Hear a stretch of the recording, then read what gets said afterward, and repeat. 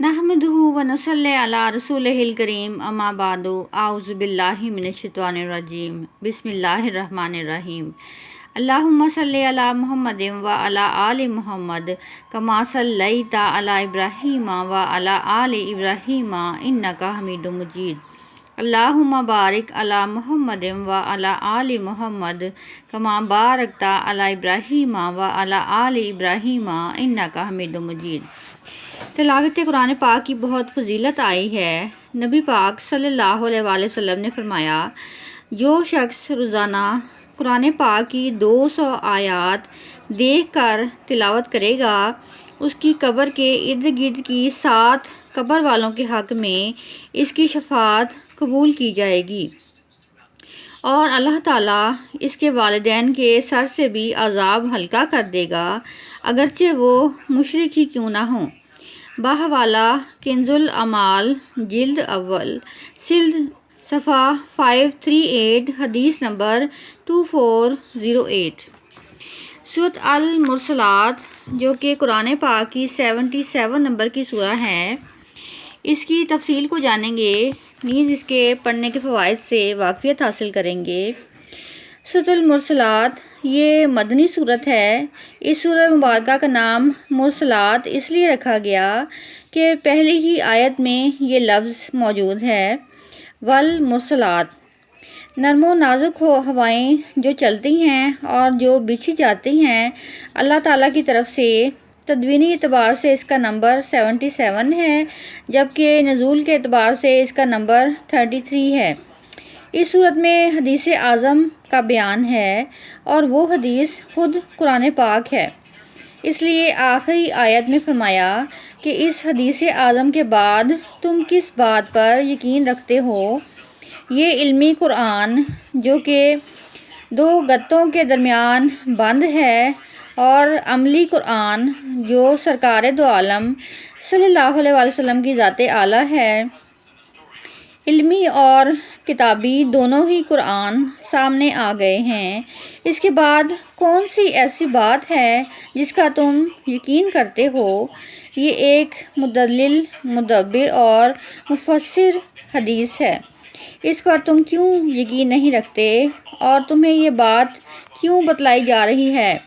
یہ کتاب تمہیں بتا رہی ہے ایک وعدہ جو تم سے کیا گیا ہے، وہ واقعہ ہونے والا ہے۔ وہ وعدہ کیا ہے؟ قیامت کے قیام کا وعدہ ہے، جس میں سب انسانوں کو پیش ہونا ہے، وہاں اللہ کے سامنے اپنے اچھے اور برے کا جواب دینا ہے۔ اس لیے تم یقین کر لو کہ مرنے کے بعد تمہیں زندہ ہونا ہے، اور اللہ کے سامنے تمہارا دنیا کا جو بھی طرز عمل ہوگا اس اعتبار سے گروہ بندی ہوگی، اور جو نیک اور صالح لوگ ہوں گے وہ اللہ تعالیٰ کی رحمت کے سائے میں ہوں گے، ان کے لیے جنتوں کے سامان ہوں گے، اور جو نافرمان سرکش ہوں گے، جنہوں نے کہ حدیث اعظم کے پیغام کو نہیں مانا تھا، وہ آخرت کے اندر پکڑے جائیں گے، اور ان کے لیے وہاں آگ کا عذاب ہوگا، اور ذلت کا راستہ ان کو اختیار کرنا پڑے گا۔ کس حیثیت پر تم اس حدیث اعظم کا انکار کر رہے ہو؟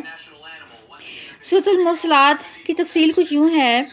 کہ پہلی ہی آیت کے لفظ والمرسلات کو اس سورت کا نام قرار دیا گیا ہے۔ اس کا پورا نزول یہ ظاہر کر رہا ہے کہ مکہ معظمہ کے ابتدائی دور میں نازل ہوئی ہے۔ اس سے پہلے کی 2 صورتیں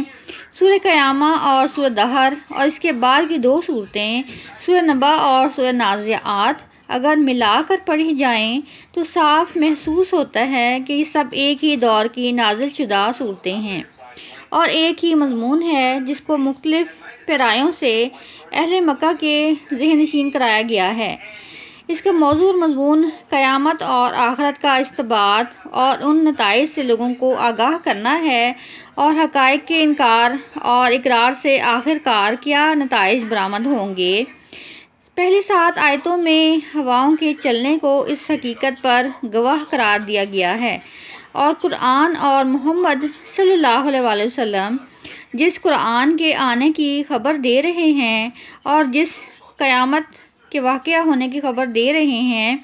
اس میں استدلال یہ ہے کہ جس قادر مطلق نے زمین پر یہ حیرت انگیز انقلاب قائم کیا ہے، اس کی قدرت قیامت برپا کرنے سے عاجز نہیں ہے، اور جو سری حکمت کار فرما نظر آتی ہے وہ اس بات کی شہادت دیتی ہے کہ آخرت ضرور ہونی ہے، کیونکہ حکیم کا کوئی فعل عبث اور بے مقصد نہیں ہو سکتا، اور آخرت نہ ہو تو اس کا معنی یہ ہے کہ سارا کارخانہ ہستی سراسر فضول ہے۔ اہل مکہ بار بار کہتے تھے کہ جس قیامت سے تم ہمیں ڈرا رہے ہو اسے لا کر دکھاؤ تب ہم مانیں گے۔ آیات 8 سے لے کر 15 تک ان کے اس مطالبے کا ذکر کا جواب دیا گیا ہے کہ یہ کوئی کھیل یا تماشا تو نہیں ہے کہ جب کوئی مسخرہ اسے دکھانے کا مطالبہ کرے اسی وقت وہ فوراً دکھا دیا جائے۔ وہ تو تمام نوع انسانی اور اس کے مقابلہ کے فیصلے کا دن ہے۔ اس کے لیے اللہ تعالیٰ نے ایک خاص وقت مقرر رکھا ہے اور اسی وقت پر وہ آئے گا، اور جب وہ آئے گا تو ایسی ہولناک شکل میں آئے گا کہ آج جو لوگ مذاق کے طور پر اس کا مطالبہ کر رہے ہیں اس وقت ان کے حواس باختہ ہو جائیں گے۔ اس وقت انہیں رسولوں کی شہادت پر اور اس مقدمے کے دن کے فیصلے کا یقین ہوگا جس کی خبر انہیں آج دی جا رہی ہے۔ یہ منکرین آج بڑی بے باکی کے ساتھ اسے جھٹلا رہے ہیں، پھر انہیں خود ہی پتہ چل جائے گا کہ انہوں نے کس طرح خود اپنے ہاتھوں سے اپنی تباہی کا سامان کیا تھا۔ آیت 16 سے لے کر 28 تک مسلسل قیامت کے وقوع اور وجوہ کے دلائل دیے گئے ہیں۔ ان میں بتایا گیا ہے کہ انسان کی اپنی تاریخ، اس کی اپنی پیدائش اور جس زمین پر وہ زندگی بسر کر رہا ہے اس کی اپنی ساخت اس بات کی شہادت دے رہی ہے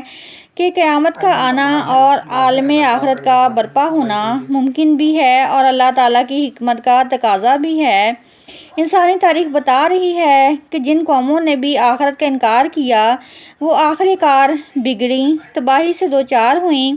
اس کے معنی یہ ہیں کہ آخرت ایک ایسی حقیقت ہے جس سے کسی قوم کا رویہ اگر متصادم ہو اس کا انجام وہی ہوتا ہے جو اس اندھے کا انجام ہوتا ہے جو سامنے سے آگے گاڑی کے سامنے اندھا دھند چلا جا رہا ہو۔ اس کے معنی یہ ہیں کہ کائنات کی سلطنت میں صرف قوانین طبعی ہی کار فرما نہیں ہیں بلکہ قانون اخلاقی بھی کام کر رہے ہیں جس کے تحت خود اس دنیا میں بھی مکافات عمل کا سلسلہ جاری ہے، لیکن دنیا کی موجودہ زندگی میں یہ مکافات چونکہ کامل صورت میں کارفرما نظر نہیں آتے، اس لیے کائنات کا اخلاقی قانون لازماً یہ تقاضا کرتا ہے کہ کوئی وقت ایسا آئے گا جب بھرپور طریقے سے یہ واقعہ ہوگا اور ان تمام بھلائیوں اور برائیوں کی پوری جزا اور سزا دی جائے جو دنیا میں اسے جزا سے محروم رہ گئے تھے یا وہ سزا سے بچ نکلے تھے۔ اس کے لیے ناگزیر یہ ہے کہ موت کے بعد دوسری زندگی ہو، اور انسان کی پیدائش دنیا میں جس طرح ہوتی ہے اس پر انسان اگر غور کرے تو اس کی عقل اس بات کو ماننے سے انکار نہیں کر سکتی کہ جس خدا نے ایک حقیر نطفہ سے ابتدا کر کے اس کو پوری آدمی بنایا اور اس کے لیے انسان بن کر جینا ممکن بنایا، تو یہ اللہ تعالیٰ کے لیے ممکن ہے۔ انسان زندگی میں جس زمین پر رہتا ہے مرنے کے بعد اس کے اجزائے جسم کہیں غائب نہیں ہوتے، اسی زمین پر ان کا ایک ایک ذرہ موجود رہتا ہے، اسی خزانہ زمین سے وہ پھلتا پھولتا اور پرورش پاتا ہے اور پھر اسی زمین کے خزانوں میں جمع ہو جاتا ہے۔ جس خدا نے اسے پہلے زمین کے ان خزانوں سے نکالا تھا وہی پھر اسے جمع کر کے اسے پھر وہاں سے نکال سکتا ہے، اسے موت کے بعد دوبارہ زندہ کر سکتا ہے۔ چنانچہ اللہ تعالیٰ کی قدرت پر غور کرو تو تم اس سے انکار نہیں کر سکتے کہ وہ ایسا کر سکتا ہے، اور اس کی حکمت پر غور کرو تو تم اس سے بھی انکار نہیں کر سکتے کہ زمین پر جو اختیارات اس نے تمہیں دیے ہیں ان کے صحیح اور غلط کا حساب دینا یقیناً اس کی حکمت کا تقاضا ہے۔ سورۃ المرسلات کو پڑھنے کے کچھ فوائد ہیں۔ پہلا فائدہ یہ ہے کہ سورۃ المرسلات اگر کسی شخص کا سانس پھولتا ہو تو اسے چاہیے کہ باوضو سورۃ المرسلات پڑھے، انشاءاللہ سانس پھولنا بند ہو جائے گا، سانس کی رفتار نارمل ہو جائے گی اور دل کی دھڑکن کی رفتار نارمل ہو جائے گی، دل تیز دھڑکنا کم کر دے گا اور دل اپنی نارمل رفتار سے دھڑکے گا۔ سورۃ المرسلات 77 نمبر کی سورہ ہے اور 29ویں پارے میں موجود ہے۔ اس کو پڑھنے کے کچھ خاص فوائد ہیں، کچھ مخصوص فوائد ہیں، جس میں سے ایک فائدہ یہ ہے کہ اگر 41 دن تک روزانہ ایک بار پڑھ لے، کسی بھی وقت پڑھے، تو وہ شخص جو کہ ڈراونے خواب دیکھتا ہو تو اسے ایسے خواب آنا بند ہوں گے۔ روزانہ نماز مغرب کے بعد ایک مرتبہ روزانہ باوضو سورۃ المرسلات پڑھ لیا کرے، انشاءاللہ ڈراونے خواب نہیں آئیں گے، نیز بد خوابی سے نجات ہوگی۔ جو شخص اس سورت کو 100 بار پڑھے تو وہ صدیقوں کا درجہ پائے گا اور دشمنوں پر غالب رہے گا، اس کے علم و ادب میں اضافہ ہوگا، نیز وہ دیگر پریشانیوں سے نجات حاصل کر سکے گا۔ وآخر دعوانا ان الحمدللہ رب العالمین۔